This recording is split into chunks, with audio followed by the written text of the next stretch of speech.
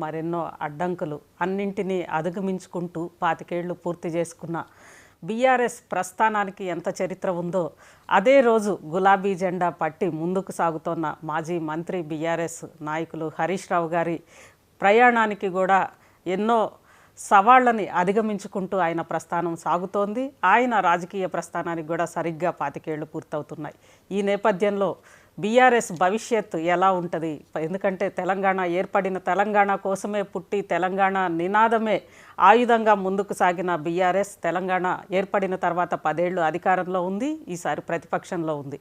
ఈ నేపథ్యంలో భవిష్యత్తులో టీఆర్ఎస్ బీఆర్ఎస్గా మారి ముందుకు సాగిన తర్వాత ప్రతిపక్షంలోకి వచ్చిన తర్వాత భవిష్యత్తులో బీఆర్ఎస్ ప్రస్థానం ఎలా ఉంటుంది, అదేవిధంగా బీఆర్ఎస్తో పాటు హరీష్ రావు గారి పాత్ర ఎలా ఉండబోతోంది, ఇదే అంశానికి సంబంధించి మన ముందు హరీష్ రావు గారు ఉన్నారు. హరీష్ రావు గారు నమస్తే అండి. నమస్తే అజిత గారు. కరెక్ట్గా బీఆర్ఎస్ పార్టీ, ఆ రోజు టీఆర్ఎస్ పార్టీ హైదరాబాద్ గడ్డ మీదే ఇక్కడే జలదృశ్యంలో గులాబీ జెండా ఎగిరి 25 సంవత్సరాలు అవుతుంది. మీ రాజకీయ ప్రవేశం కూడా దాదాపు 25 సంవత్సరాలు అవుతుంది కదా. ఏంటి ఈ 25 సంవత్సరాల ప్రస్థానం, పార్టీ ప్రస్థానానికి సంబంధించి మీరేమంటారు? గొప్ప అనుభూతి. నిజంగా చెప్పాలంటే దేశంలో అనేక రాజకీయ పార్టీలు వచ్చాయి, పోయినాయి. అతి కొద్ది పార్టీలు మాత్రమే రాజకీయంగా తమ లక్ష్యాన్ని చేరుకుంటాయి. అందులో ఒకటి బీఆర్ఎస్ పార్టీ. బీఆర్ఎస్కి ఏంటంటే ఒక ఉద్యమ పార్టీగా, ఒక అధికారంలో 10 ఏళ్ళు పాలించిన పార్టీగా, ఇప్పుడు ఏడాదిన్నర్థం ప్రతిపక్ష పార్టీగా 3 రోల్స్ ప్లే చేసింది బీఆర్ఎస్.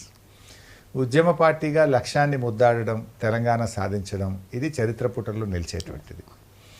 ఆ ఉద్యమంలో పనిచేయడం నాకు ఒక నాయకుడిగా, ఒక కార్యకర్తగా ఒక గొప్ప అనుభూతి, జీవితానికి గొప్ప సంతృప్తినిచ్చింది.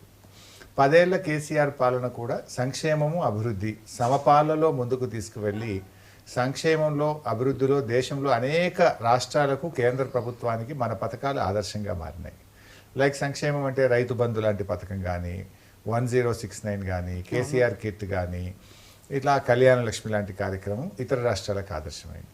అభివృద్ధి అంటారా, లైక్ మిషన్ భగీరథ, చెరువుల పునరుద్ధరణ, పెండింగ్ ప్రాజెక్టులు పూర్తి చేయడము, ప్రతి మండల కేంద్రానికి డబుల్ రోడ్ నిర్మాణము, ఇలా అభివృద్ధిలో కూడా చాలా చక్కటి విజయాన్ని బీఆర్ఎస్ సాధించింది. అలా ప్రతి జిల్లాకు ప్రభుత్వ medical college, these are some victories. సరే, ఏడాదిన్నర్థంగా ప్రతిపక్షంలో కూడా ఒక రకంగా చెప్పాలంటే చాలామంది అంటే అనుమానపడ్డారు. ఇంకా బీఆర్ఎస్ ఉంటుందా, బీఆర్ఎస్ పని అయిపోయిందని, ఉండరని, అయిపోద్ది, ఇంకా ఉండదని రకరకాలుగా అన్నారు. కానీ అందరి అంచనాలను తలకిందులు చేస్తూ ఏడాదిన్నర్థంలోనే మళ్ళీ బీఆర్ఎస్ అధికారంలోకి వస్తుంది అనేటువంటి విధంగా ఏడాదిన్నర్థంలో మేము గట్టిగా పనిచేసి నిలబడగలిగాం. ఈ ప్రభుత్వం చేసిన తప్పిదాలు, హైడ్రా కానీ, మూసీలో పేదల ఇండ్లు కూల్చడం కావచ్చు, అదేవిధంగా ఈ హెచ్సియులో చెట్లు నరికేటువంటి విషయంలో కావచ్చు, అనేక ప్రజా వ్యతిరేక కార్యక్రమాలు, రైతు రుణమాఫీలో ప్రభుత్వం తప్పిదాలను, రైతు బంధు వేయకపోవడము, దీంట్లో కూడా బాగా ఒత్తిడి పెంచి ప్రభుత్వం ఏదైతే ప్రజలకు మాట ఇచ్చిందో ఆ హామీలు 6 గ్యారెంటీలు 100 రోజుల్లో అమలు చేయకపోవడము, వీటన్నిటిని కూడా ఎత్తి చూపగలిగాం. ప్రజల్లో బీఆర్ఎస్ఏ బాగుండే అనే పరిస్థితి మేము తెచ్చుకోగలిగాం. ఆర్థికంగా కూడా ఈ రాష్ట్ర ప్రభుత్వం మందగించింది, ఎకానమీ కూడా బాగా స్లో అయింది, ఆదాయం కూడా బాగా తగ్గింది.